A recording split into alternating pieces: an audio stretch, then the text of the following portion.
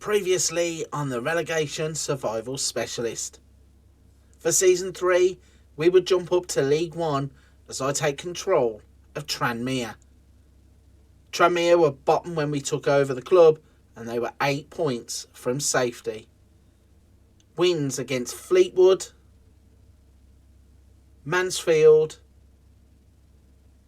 and Bristol Rovers would ensure Tranmere would survive in League 1. Who will we manage in Season 4? Let's find out. Welcome back into the Relegation Survival Specialist. This save isn't about how many trophies we can win, it's about how many teams we can help avoid relegation.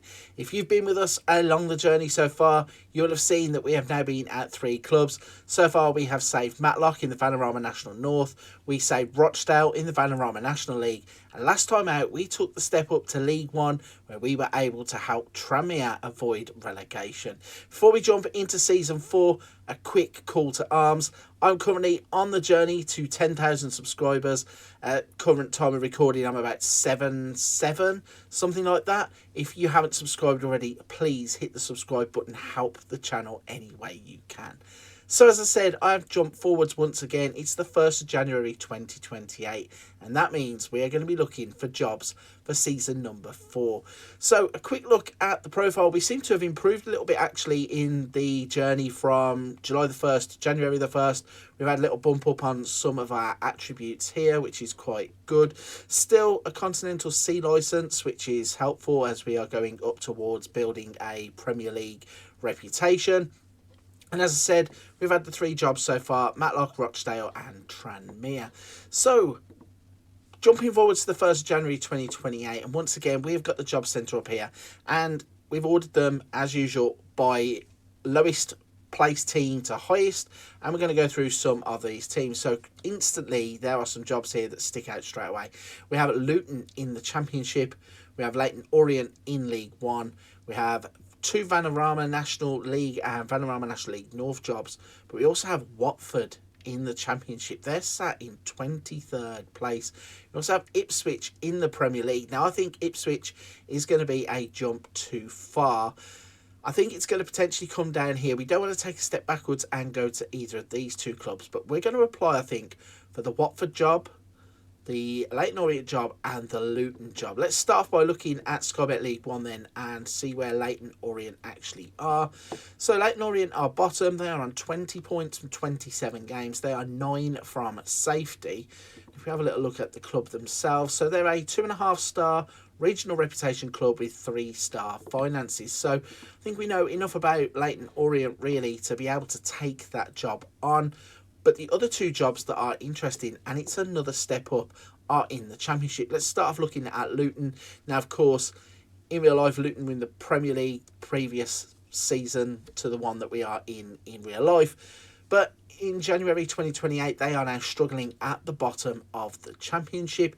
So they retain a 3-star national reputation as a club, 2-star for their finances, and they are insecure currently for their finances. If we go back and look at Watford, now Watford, you might consider them to be quite a big club to be in this predicament. They are a 3-star national reputation and a 2-star insecure finances once again. If we look at the Sky Bet Championship just to see exactly where they are, so we have a Luton in 24th place. They have had a 12-point deduction for administration reasons, which leaves them on 11 points from 26 games. And they are currently 11 points behind Bolton, who are in 21st place. Now, that would be a massive challenge. The other team down there, obviously, was Watford. They have currently only played 24 games, but they are on 18 points. And understandably, you would expect Watford to be higher up in the division, and that is probably the reason why they have departed with their manager. So we have a few options to choose from at this stage. As always, I'm not going to bore you with any of the interview process, so I'll go away, apply for some jobs, and I'll come back. If I've got a few job offers that I can't decide between, I'll have a look through them with you. But if not, hopefully when you see me next, I will be at a brand new club for season number 4. After a long-winded interview process where we went through interviews with Leyton Orient, Watford and Luton, We were offered 2 jobs. The Leyton Orient job was obviously offered to us, but we decided to turn that down. I did say we'd discuss it if there was a couple of offers, but Watford didn't offer us the job. The club that did offer us the job was Luton. So if you guessed that Luton would be club number 4 in this save, well done to you. Give yourself a pat on the back. You are absolutely right. We are about to take control at Kenilworth Road. So Luton were predicted to finish in 10th place by the media. Again, they are a 3-star reputation team. Yusuf Sajjad is our director of football and Craig Alcock is our assistant manager. Now, as I mentioned, Luton were in the Premier League in real life in the 23-24 season. They got relegated and they are fighting to get back to the Premier League. But in this universe, they are not being successful at all.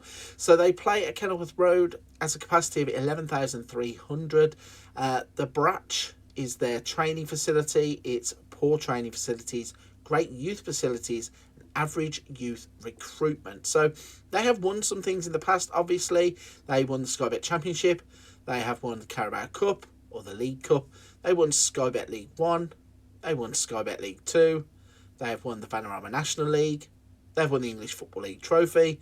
And they won the English 3rd Division South. In terms of current season, FA Cup, it looks like they have been knocked out. It doesn't have any opponent here. Maybe they aren't in it yet, but there's a good chance that we won't be in it. Carabao Cup, we were knocked out in the first round. And the Championship, it says last season, 24th, but that is current season, 24th. So let's go forwards then, have a look at what playing squad we have. So we will start with another team that plays a 4-2-3-1. This is a dream for us because this is the system that we have used all along. So the goalkeeper is Doherty. They have Kelly, Suter, Wu and Kabore. Then they've got Baptiste. Gabriel Moscardo is here. That's an interesting player. Why would Gabriel Moscardo be at Luton Town? Yeah. An interesting signing. He's on loan from Paris Saint-Germain. That is very, very good for us. He is a player who is top notch. They have Cornet on the left, Swift and Adama Traore is here on the right, and Onuachu is our striker at the top. So interesting that we will have Moscardo on loan from Paris Saint-Germain until the end of the season. Playing squad looks like it could do with 1 or 2 additions, but then the finances do seem to be really, really poor.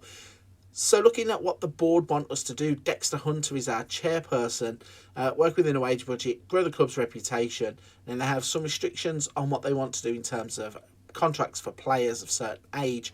But again here, competitive in the Carabao Cup, avoid relegation from the Championship, and be competitive in the FA Cup. So let's have a little look at what's been going on at Luton before we arrived, and then we'll start building up to our first match.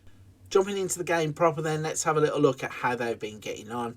So as we know, they are bottom of the Sky Bet Championship. 27 games played now, 14 points and 11 off of safety. We have Bolton on 25, Plymouth on 25 and Hull on 25. So luckily for us, we're not just chasing one team. There are multiple teams there that we could target to try and drag into a relegation battle with us.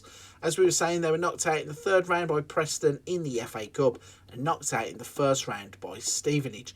So let's have a little look then at the schedule and just show you how the season has unfolded, because it's been absolutely dreadful.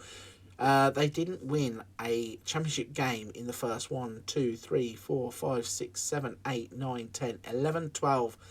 They waited 13 games before they would win a single game in the championship.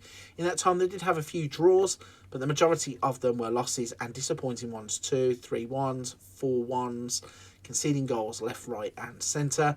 It did get a little bit better for them though in November, where they would go 4 games undefeated, with Burnley 1-1 draw, Preston they would beat 2-1, Watford, who are down there with us, 3-2, they would beat them, Hull 1-1 draw.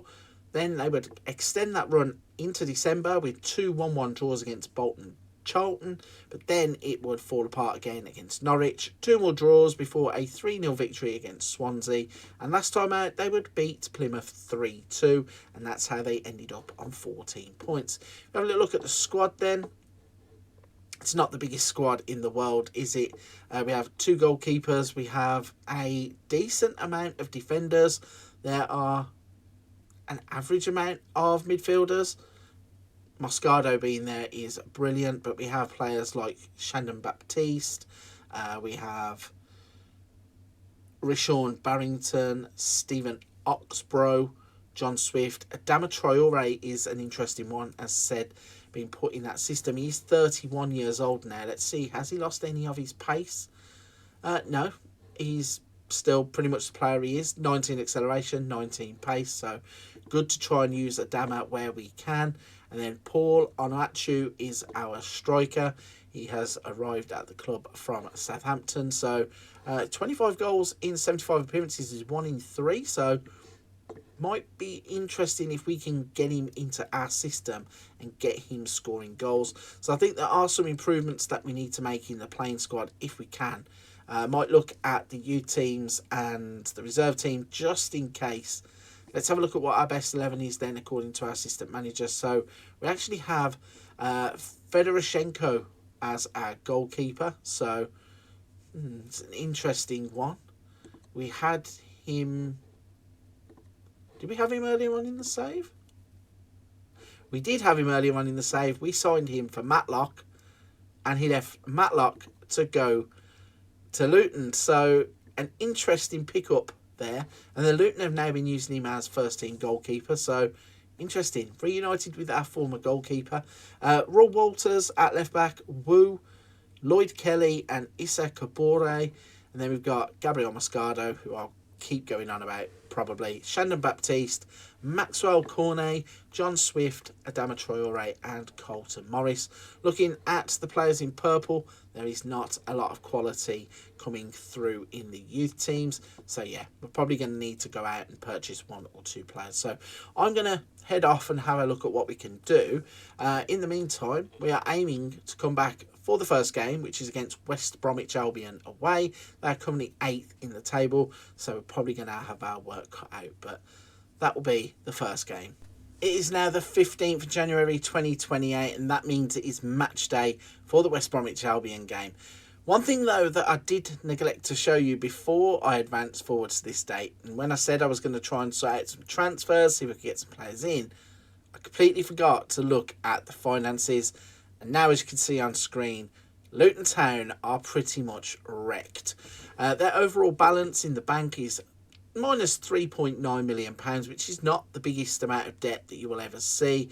And when you look at their debts and loans, there's nothing horrific really hiding in there. The problem, though, lays on this side of the screen over here, where it says budget, transfer budget, £653,000. Now, that's not a bad transfer budget.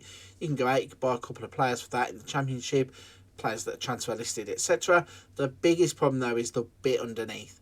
So the wage budget at Luton Town is £55,000. They are currently spending £540,000 per week. This club is spending £500,000 a week on its playing squad. So crazily, we're going to shift all of that money across to give ourselves a £67,000 budget.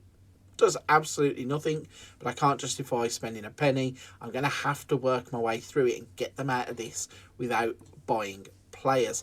Having a look at some of the players then that are causing that. So we go to contracts, sort by wages. £53,000 for Harry Suter, £45,000 for Shandon Baptiste, £42,500 for Maxwell Cornet, £41,500 for Adama Traore, £38,500 for Colton Morris. Paul Onuachu is on £37,500. John Swift is on £34,000. And you can see it continues and continues and continues for players who are squad players, surplus to requirement players, emergency players are getting money. It's quite a crazy situation that the club have put themselves into, which quite frankly is ridiculous. When I said we were going to look at signing players, we are not going to sign players at all. We are going to have to work with what we have at the club. I've promoted already from the youth teams. There are a lot of new gen faces on the list here that you can see, and we will be using those accordingly as we go through the season. But The only thing we can do is advance forward and see what happens. So let's get this first game of Season 4 up and running. So the first thing is to announce the starting 11. We are playing the 4-2-3-1 that they like to play. We have Fedorchenko in goal, Kelly, Alves, Suter and Tenaglia. On the left we have Maris and Baptiste. We then have Morris, Oxbro and Traore and Onuachu up top. Looking at some of these players then, Alves is a new gen who came through from Crawley. We have Maris, who is in the midfield. He's a player who came through our own youth academy. And we have Oxbrow, who is another one who came through our own youth academy.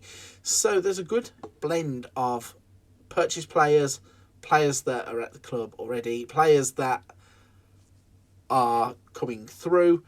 It's going to be interesting to see how this one plays out. So the first thing to do is obviously play this game and see how we're going to get on. We have a squad number to give out there. Luckily, we don't do team talks or match build-up, so we're just going to skip past all of that and get straight into the match action. We can only hope that we don't get beaten too much. After a minute, they're hitting the crossbar with a free kick. That could be ominous. I really would like it if we could put up a good fight. And already, Cotton Morris has got himself booked on the left-hand side. Bit of an interesting one. But we do have a corner. Baptiste swung it in. Keeper comes and punches it. It gets headed back in. It's bouncing around. Oxborough gets it on the edge of the box. For a second, I thought it was in the back of the net. It's actually just touched the top of the net as we have seen the ball just ripple onto the top of the net. Just going to try and change this to West Brom formation so we can see both home and away on the match tablet. And currently nothing is really going on, with West Brom being up in 8th place. A point here on the road would be good. I think the things that we're going to have to look to maximise from this save, or this part of the save, is winning home games and getting points on the road. And we have got a penalty. I think it's Cotton Morris that should step up and take it. It is indeed. He steps back and tucks it away, and we have the lead. Now, this could be big if we can translate this into 3 points. As I was just saying, just trying to pinch points on the road, but scoring first away from home gives us a great chance here. If we can get in at half time with a 1-0 lead, not a lot's happened in the game. I do think we can have a real good shot at this. So we are in at half time. 5 shots, 3 on target. We've kept them relatively quiet with just 2 shots and 1 on target. And obviously us scoring through the penalty has given us a 1.14 XG. So let's jump into the second half, see if we can continue that first half form where it seemed to come alive at the end of the half. So far, our goalkeeper and Colton Morris are the only 2 players on 7 ratings, as West Brom have a corner. It's swung in and they have equalised. Diangana smashes the ball in, left-footed into the top corner. Didn't last long, did it? But once again, we're back at that default point of we can take a point on the road. Should have been cleared, really. It's gone through a crowd of players. Dyke at the front post kind of held it up and then laid it off, and it's just gone straight in the top corner. So, yeah, a little bit disappointing that none of our players could get anything on the ball there to stop it. 65 minutes on the clock. Let's make a few changes. Let's see what we can do. So the young lad, Maris, who's played in the defensive midfield slot, I think we can change him. I want to try and change a defender. Onyango is a young kid, but I think we go like for like with the young kids there. And I think we're going to put Adama on the left and bring on Romerick Kearney in place of the goal scorer, just to give us some fresh legs. And just as we come back, Harry Suter has had a header on top of the net. So it's all to play for here. 1-1 on the clock, or 1-1 on the scoreboard. 70 minutes on the clock, and we are on the attack again. Kelly is in down the left-hand side. What can he do? Not a lot. Tackle comes in. Gets a second chance, though. Crosses it in. And Onyachu has hit the post. That's It's just typical because we need to take those chances when we get them. And he's in again here, Onyachu.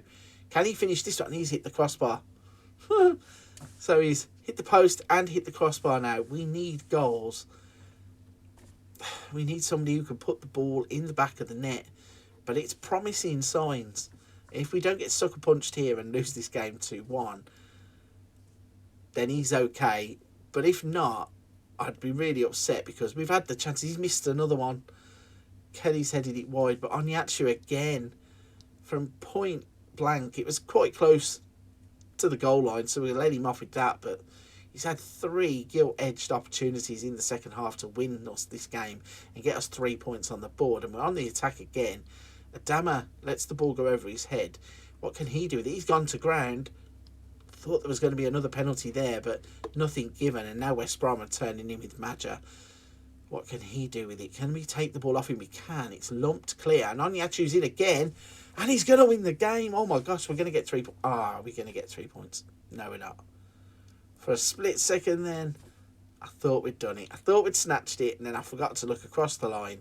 And of course he was offside. He did look like he could have been miles offside, and that's because he was offside. But positive first game there, playing away from home. I mean, 13 shots, 6 on target, and a 2.48 XG.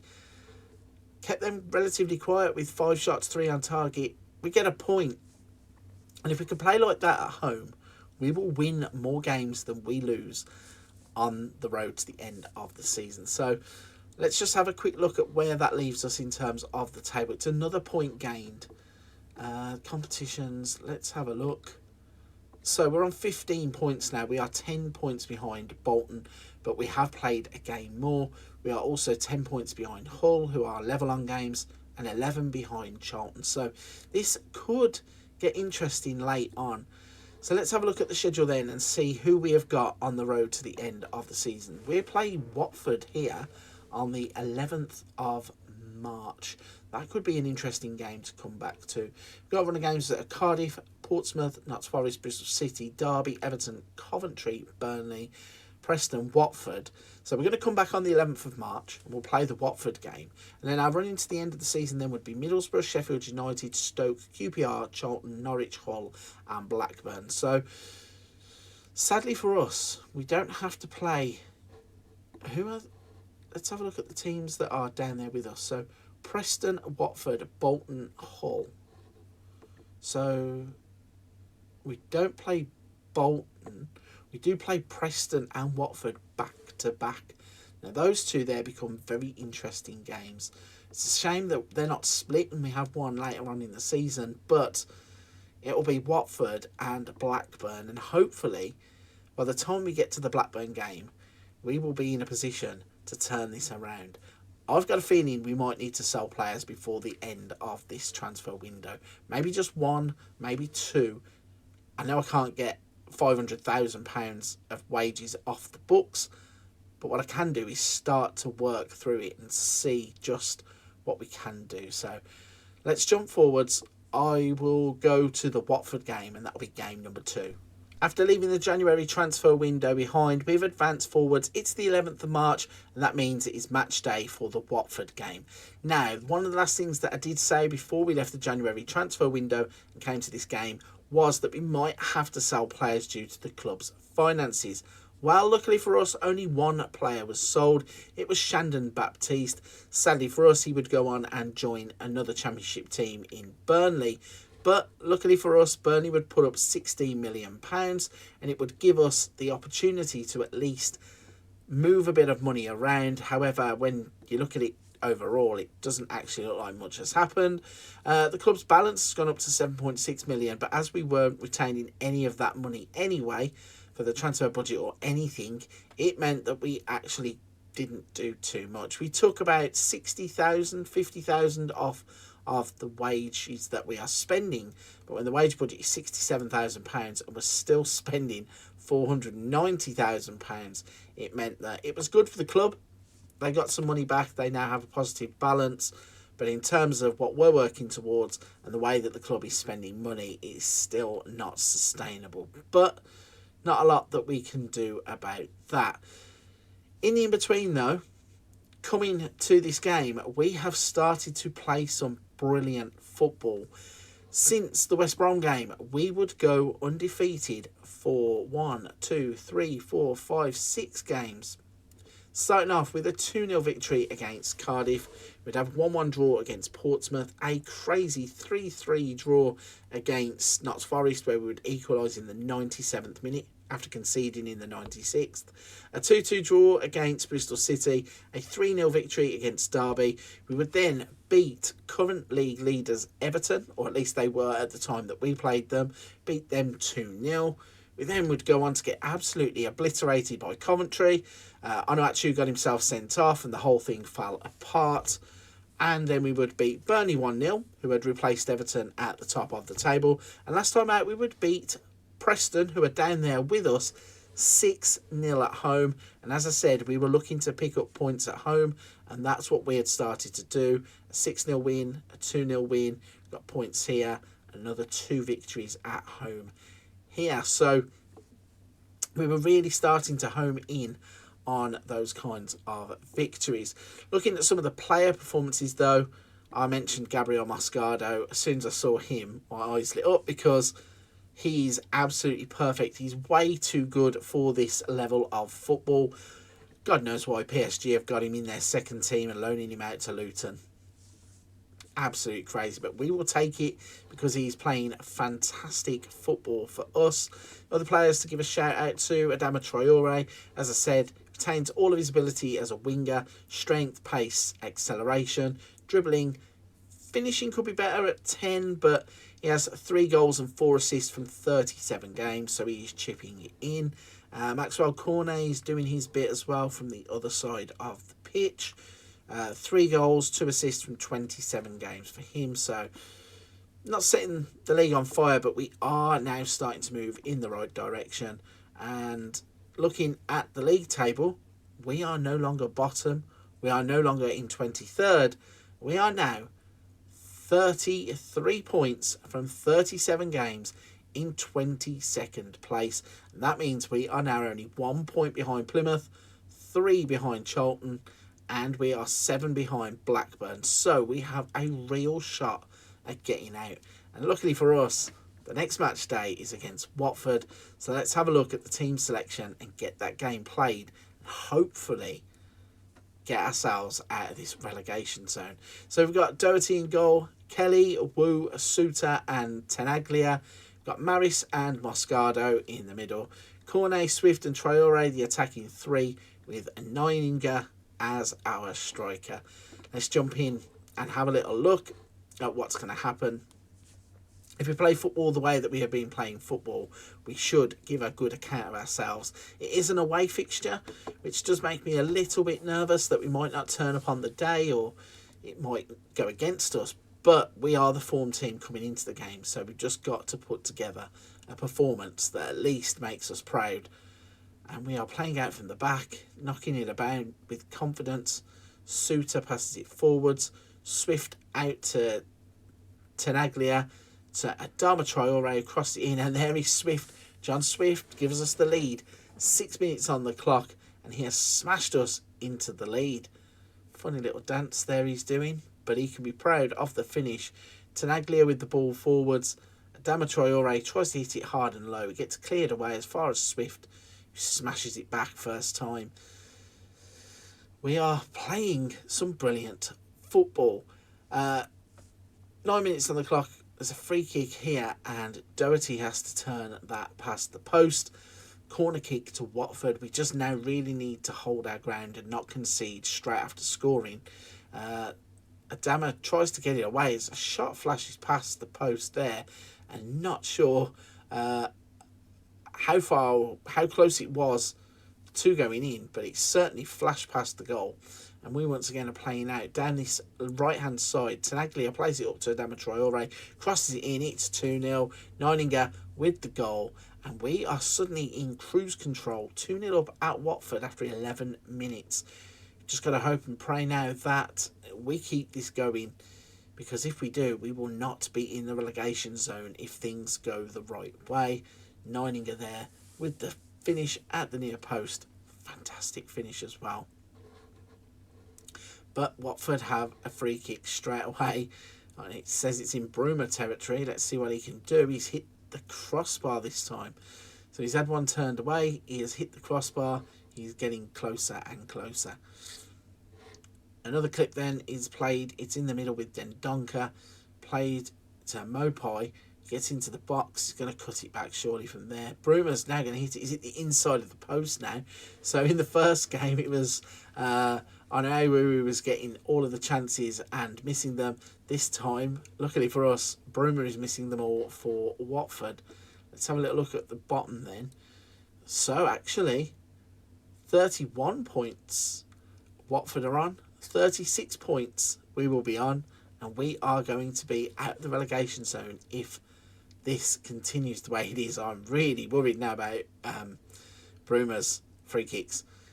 You can see why. He's peppering the goal with the free kicks. Not hit the target yet. But look at this. More importantly here, we're back to a 3-goal difference.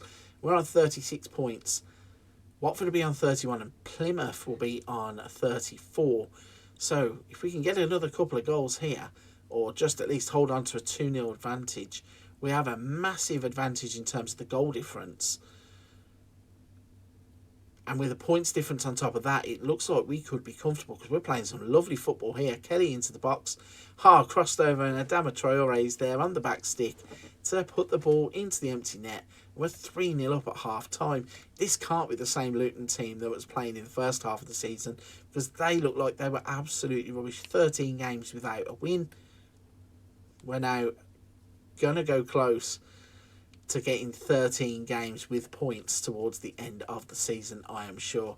And this just shows that this team was capable all along. 8 shots, 5 on target, 3 goals, an XG of 1.63. And we have kept Watford completely silent in the first half, apart from a few free kicks from distance. One hit the crossbar. They obviously hit the inside of the post as well. But we are playing well enough here to take all 3 points, and our 3-goal advantage shows that. Could get even better here. Moscardo pinched the ball in the middle with a header. Couldn't keep hold of it though, and he's winning though. All those battles in the middle of the park is Moscardo. He seems to be really, like I said, head and shoulders above some of the players in the Championship, and it shows in games like this because he's absolutely running the show. Let's maybe make a change here. I'm going to try and get some fresh legs in. We're going to swap Traore to the left like we did last time. We're going to bring Quelling on, and then also I think Onyango can come on in place of Christopher Wu. And then Janowski can come on in place of Maris. Just to try and give us a little bit of an energy boost, some fresh legs in the middle of the pitch, as well as Quelling coming on to run at the defenders, swapping the sides of Adama, because he's actually all over the place himself. He's running this show on, well, first it was on the right side, now he's switching to the left side, and there is Quelling to supply Swift, and we are 4-0 up, and the substitute comes good straight away, providing the assist, and we are now cruising to 3 points. Quelling does so well, runs into the box, beats his man, hits the cross. Not too sure why the goalkeepers on this game don't get those balls more often. The keeper is so slow to respond, and he goes to ground far too slowly to even make an interception at that point. So, yeah, a little bit crazy that the goalkeepers don't pluck those balls out more often, but we're not going to complain. We're 4-0 up, and we've got a corner to defend on 78 minutes. It's crossed in. It's dealt with by Adama Traore. But it's not away, and they have actually scored. Kadea scored. It's a good finish, really. He's coming from the right-hand side. So Adama did clear the ball away. Sema plays it back to Kadea, who goes into the box. He's cut back, hit this right-footed. It's gone over Doherty into the far corner. And fair play to them. They really have stuck at it, Watford. They've had a fair few chances. They just haven't had anything really on target. They had those free kicks, and then they've scored with that one chance. But we've been a cut above in terms of the football that we have played. And like I keep saying, this can't be the same Luton team that was in all this trouble, because they have played their way out of trouble with ease. And we're in again here. Tenaglia is going to make it 5-1. This is fantastic. And we are now definitely going to be out of the relegation zone. And we have not only the points advantage, but the goal difference advantage. And we are racking up goals for fun. It's a great finish. Puts his foot through the ball, goes into the top corner, gives the goalkeeper absolutely no chance. So 3 hard-earned points in that game. Looking at some of the stats, 23 shots we had, 10 of which were on target. Kept Watford to just the 9 shots, 2 of those on target. We had a 3.23 XG, 0.57 for them. So let's have a look then at how that is leaving both the league table and in terms of us going forwards. So we are now in 20th place, and we are 2 points clear of Plymouth, who have dropped into the relegation zone. Even with the 12-point deduction, Luton are looking good to escape. There are, I think, 10 games. There are 8 games left in the season, sorry. So those are Sheffield United, Middlesbrough, Stoke, QPR, Charlton, Norwich, Hull and Blackburn. How far up the league can we go? Looking at this, we have now won 5 of the last 6 games. If we keep that going, are there teams that we can target to try and leapfrog above? So we're on 36 points. Maybe we could reach 44 points, 45, maybe get up in and around 14th, 15th place. Who knows? It's a good thing to think of, though, considering where the team were and where we are now going. So I'm going to go and play some more games, and the last game of the season will be the final game that we are in charge of Luton Town. Hopefully we're not dragged back into the relegation battle. Hopefully we'll be celebrating after the Blackburn game. We are back then. We have advanced to the 29th of April. That means it's the final game of the Championship season, and we're going to be going up against Blackburn. Before we jump into that, though, let's have a look at the schedule and show you what's been happening.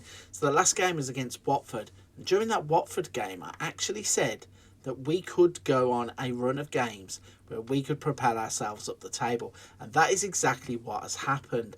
So since the Watford game, we would draw 1-1 with Sheffield United, and then we would go on a fantastic run of form. A 4-0 victory against Stoke, a 3-2 victory against Middlesbrough, a 3-0 win against QPR, a 5-0 victory against Charlton.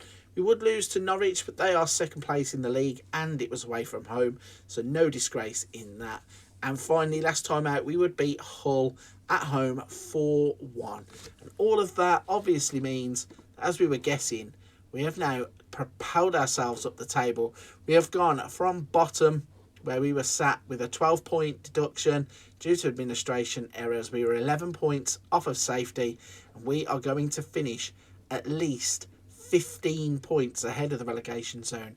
We now know that Watford, who didn't offer us the job at the start of the season, Preston and Plymouth are the teams that will be relegated for next season. So nothing really to play for, but we're going to go through the Blackburn game anyway, and it will break down everything that's happened towards the end of the season after the game anyway, and then obviously on to team number 5. But the starting lineup here is going to be Doherty in goal. We've got Walters, Kelly, Suter and Cabor, and then we've got Maris, Gabriel Mascado, Cornet, Swift, Traore and Onuachu up top. Onuachu earlier on in the season, missing those chances in the first game, has come good. He has played some decent football, and we are obviously in the position that we are in thanks to some of the strikers. Adama Traore has been a bit of a naughty boy. He has skipped a few training sessions, badly wants to leave the club, and obviously on another save I wouldn't have held him against his wishes, but knowing that he was one of the best 5 players at the club, and even though the finances were dodgy, I think that Luton will have a good chance of getting the finances back in order if they stay in the Championship. So kind of one of those better of 2 evils where we just kept him against his wish. What a goal that is. Charlie Maris One of the new gens. Boom. What a finish. It's gone left-footed like a rocket into the bottom corner. Cornet plays it back to Walters, who tees up Maris. First time hit, in off the post. Grimshaw in goal, no chance. What a goal that is. And that is after 55 seconds. So, yeah, as we're saying about Adama Traore, he wants to leave the club desperately, but don't really like holding players against their will. However, in this instance, we needed him, and it's proven to be the right decision because he has played some great football. Blackburn on the attack here, Britton into the box. Swift has made a dodgy tackle. Thought the ref was going to give a penalty because he'd give him really a reason to do so by diving in. But we get away with it. We're going to bring the ball forwards through Kelly. Plays to Cornet. He tries to play it in field, but it's cut out by Hyam.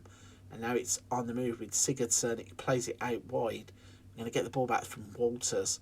Swift, Cornet. What can he do with it this time? Can he do any better? Going to play it forwards to Swift, who's now in the box.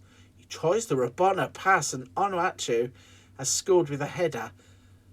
Have a look at this for a pass from Swift. I'll be honest, I haven't seen this too often in the game. I've seen clips online and I've seen certain tricks and things in the match engine, but he takes it and then the right foot behind the left foot, chips it to the back post. Onuachu has just nodded it in. Fair play. We are 2-0 up, 18 minutes, and you can see that we are playing some absolutely fantastic football in the way we're being expansive, moving the ball about. None of this route one nonsense that some of these teams like to play. We have really got the ball on the ground and we are passing teams to death. Doing things like that where we play the ball out wide. Capore's got into the box. It's 3-0, 26 minutes. It's 3-0. We are cruising to another victory. Maris plays it out to Capore, takes the touch, beats the man, side foots it past Grimshaw in goal, gives him no chance. And earlier on I had said, where would we finish in the league? Currently we are on for 15th place. We are a point behind Bolton. Not too sure whether Bolton are out of reach or if they are maybe winning their game or maybe even drawing. By the end of this game we could move up another place if it's possible, but I would take 15th right now considering that we have moved up from the bottom of the league with that points deduction, and we are playing great football again. Swift to Adama Traore, he misses but Cornet is there to tuck it in, and we're 4-0 up with 33 minutes on the clock. It's crazy. You don't really get attached to teams when you're trying to do these kinds of things where you just manage a team short term and you move on. But this Luton team, if I could stick with it and take them forward into the next season, I think we'd have a great shot at getting into the Premier League playing football like this, especially with some of the players that are at the club and some of the new gens that are taking part as well. Swift out to Traore, plays it to Kabore, gets into the box. He's going to have another shot at the keeper. It was almost a carbon copy of the goal that he had already scored, but the keeper pushes it wide. Cornet's going to swing a corner in. Can he find anybody? I know actually was there to head it, but Grimshaw gets the ball before he does. And yeah, Charlie Maris, John Swift and Adama Traore all getting 8 or above, or at least they were at the time that I said it. And we are 4-0 up at half time. Not even going to waste any time in this one because basically we know the outcome. We're safe. We're not playing for anything. Is this going to be? Charlie Maris has got himself a red card. So maybe we take that back a little bit. Let's drop the attacking midfielder just back into midfield and try and plug that gap now that's been left by the red card. So we've got basically a 4-2-3 and hopefully we can just see the game out because we've had 16 shots in the first 50 odd minutes, 13 of them been target. Blackburn have only had 1, so even if Blackburn do pile on the pressure, surely we're not going to concede 4 goals in the last half an hour. Although I probably shouldn't talk because straight away they pop a ball into the far corner and they get one back. So if we concede another, maybe we'll make a change or two. In fact, I'm thinking we'll make a change because we want some fresh legs just to see the game out. Doherty had no chance in goal. Sigurdsson hit that really, really well. Although it's going to tight offside, that's no tight offside, is it? When those lines get brought up, especially at this level of football, you think, oh, maybe, but no, it never is, because we don't have VAR in this league.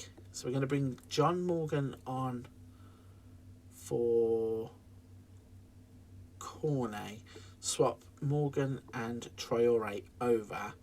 Then we're going to bring Tenaglia on at right back, and I think we need a central midfield change, so we're going to bring Oxbrow on in place of Swift.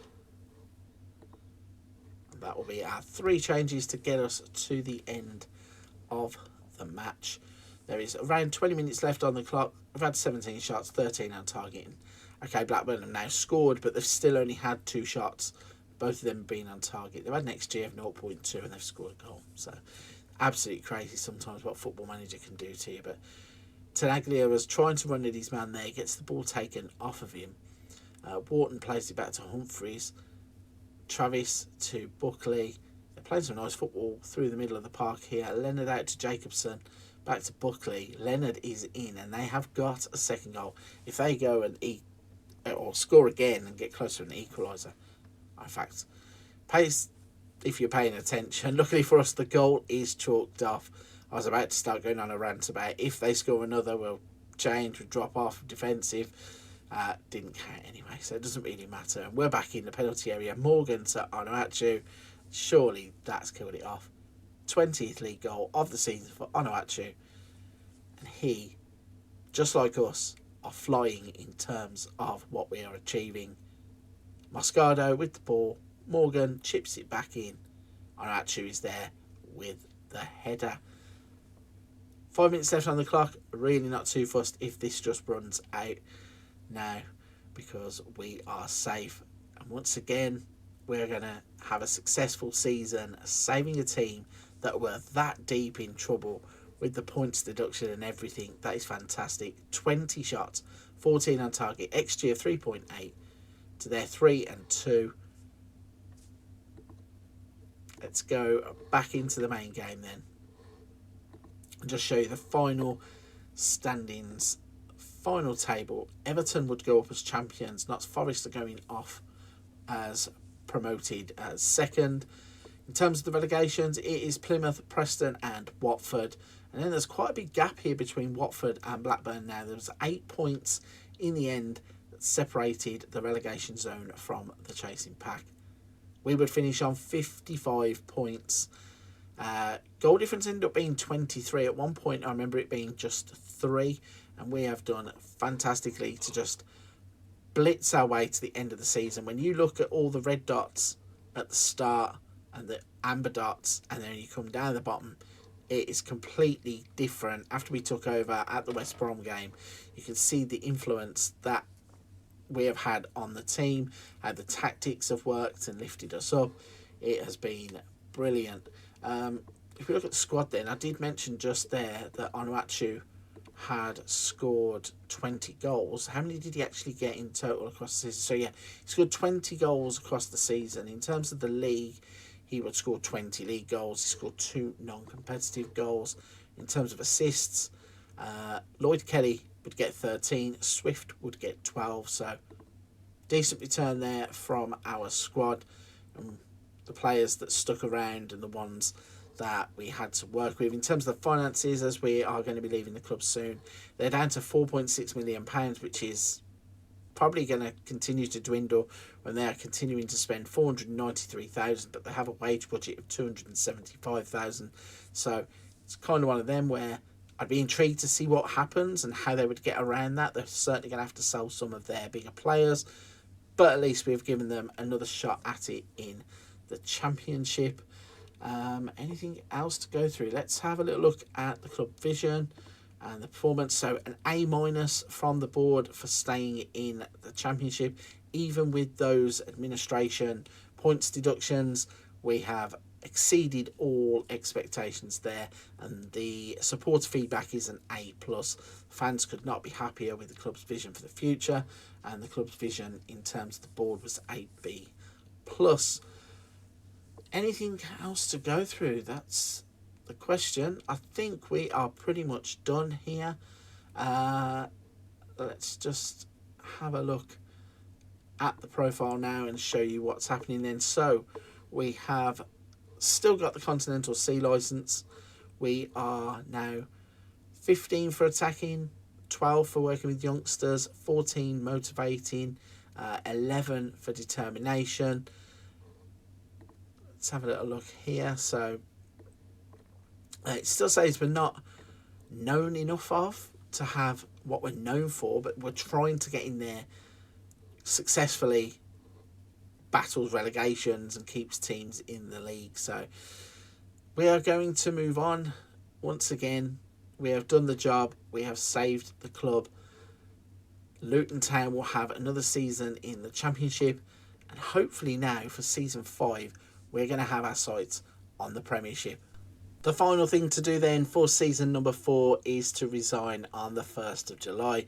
We have now headed to the 1st of July 2028, and that means we are going to be leaving Luton Town. Let's go to our profile. We're going to go to our contract, and we are going to resign, meaning that we will go on the job hunt once again. Let's leave things off by looking at the profile then. Still on that C licence, we are going to find a club, hopefully in the Premier League in season 5, and update that licence. But we can now look back with fondness at spells where we saved Luton, we've saved Tranmere, we've saved Rochdale, we've saved Matlock. Who will be the club for season number 5? Can we finally make it to the Premier League, or are we going to have another season in the Championship to try and prove our way in? The only way you're going to find out is by coming back for season number 5. And whilst I've got your attention, before you go, if you haven't hit the subscribe button, please do so. I'm on the road to 10,000 subscribers, and I would love if you could help me out by just clicking the subscribe button, clicking the thumbs up on this video, and maybe recommending it to a few friends if you have enjoyed it. For this one though, I'm going to leave it there. Thank you for watching. Don't forget to join me for season 5 to see if we make it to the Premier League.